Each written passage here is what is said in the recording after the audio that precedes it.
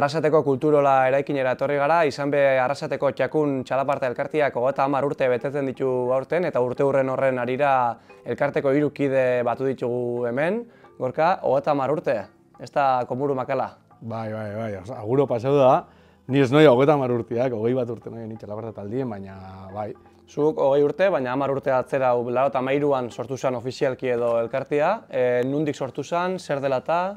Bai, bueno, Arrasaten garai hartan etzauen txalaparta esan bap ezaguna, ezauen jentiak ezauketan txalapartia, eta pixa kontestua izen zen Arrasateko bi gazte, Kepa eta Igone, eusen Bilbon ikasten unibertsitatean.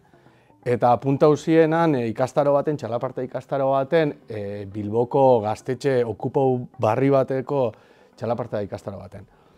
Han ezautu ziren eurak bai, gero bikote bukatu zaudenak izeten, eta eurak txalapartia ikasi eta ibili ziren Euskal Herrian joten hainbat urtetan. Mondrauera etorri ziren hori 86an izen zen, Mondrauera buelta ziren 80en eta 80en hasi ziren ja Arrasaten ikastaroak emuten. Orduan hasi ziren han ikasitxakoa hemen gazte mordo batei erakusten, ez? Eta olatu handi bat sortu zen txalapartan inguruan, zehose desberdina zen, jendeak etzauen ezauketan garaia hartan ez da inmoruen ezaguna dela. Eta 83an ja, orduan batu ziren gaztiekin eta baina eratu zen ja txakun txalaparta taldia elkarte moruen. Eta bueno, horri izen da, ordutik izen da apurtxo bat, lekukua pasatzia lasterketa luze bat, ez? Arrasaten hamarnaka jente pasau da taldetik, eta ikastaroak be urtero emun izen die, ez? Eta nik kalkuletan du gutxora gara 500 pertsonak ero txalaparta ikastaroak jaso da, Arrasaten, ero, bueno, debagoieneko jentia, ez?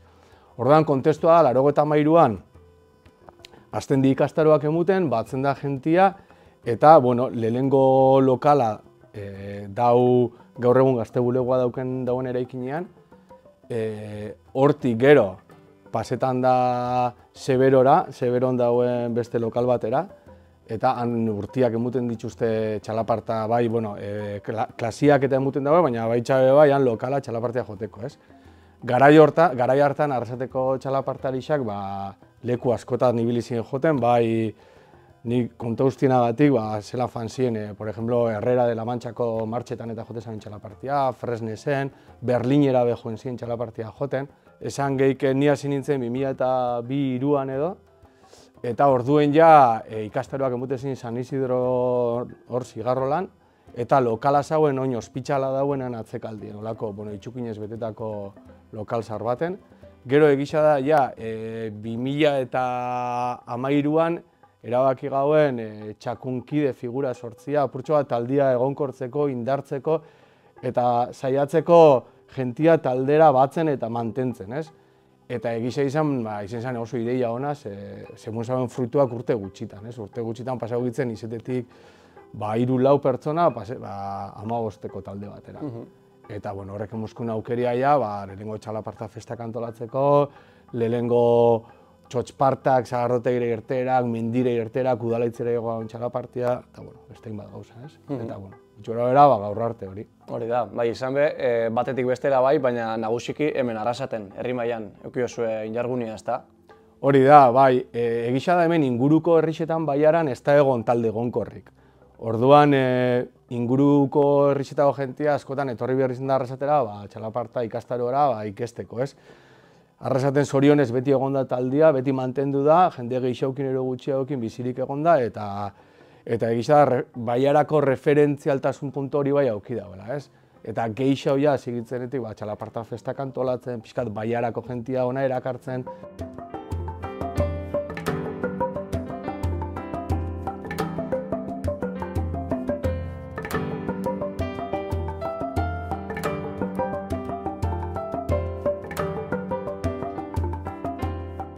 Gorka, zeuk esan duzu 2002-2003 inguruan hasi zinela, Naiara eta Antxon zuek barrexoak zait taldean, ez da? Zer dela eta hasi zinen, zela zautu zuen taldia?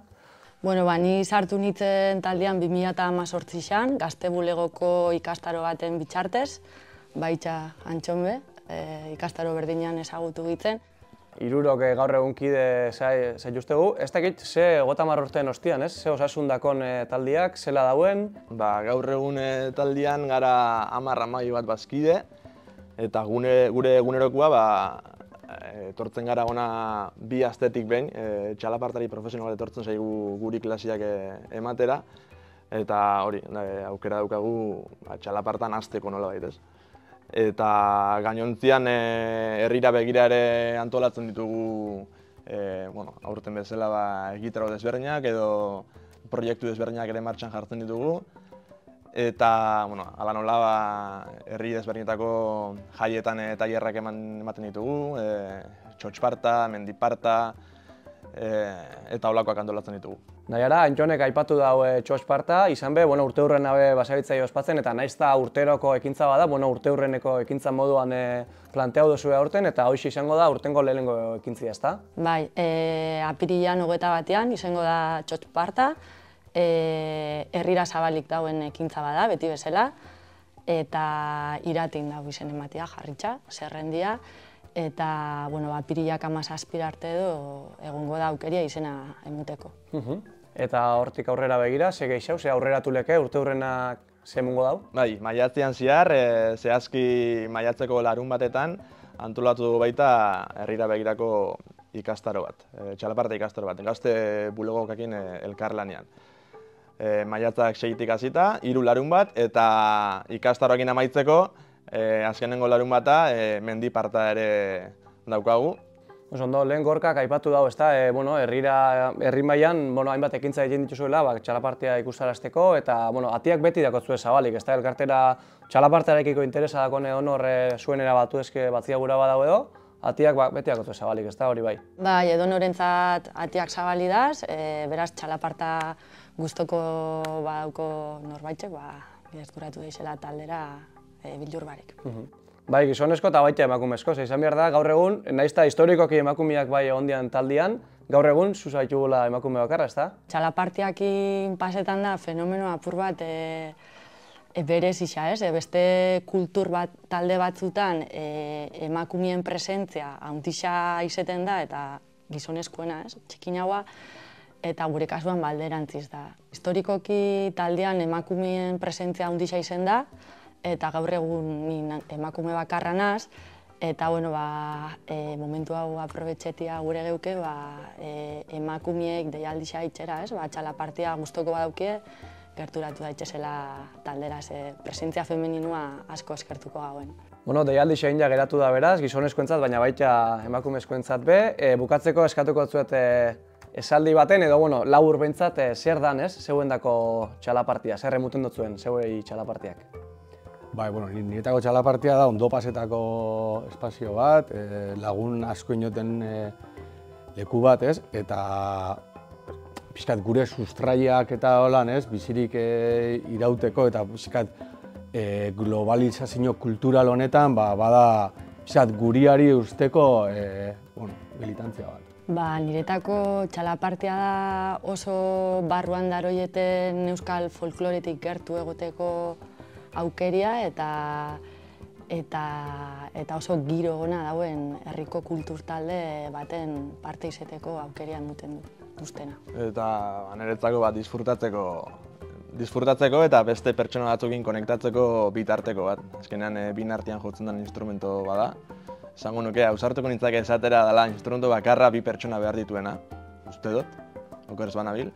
Eta hori, pertsonekin konektatzeko, naturarekin konektatzeko. Oso ondo, eskerrik asko hiruroi eta horren beste eta beste 30 urtez bizirik jarraiketan dagoen txakune elkartiak eta eskerrik asko beste behin. Zuri eskerrik. Zuri asko, bai.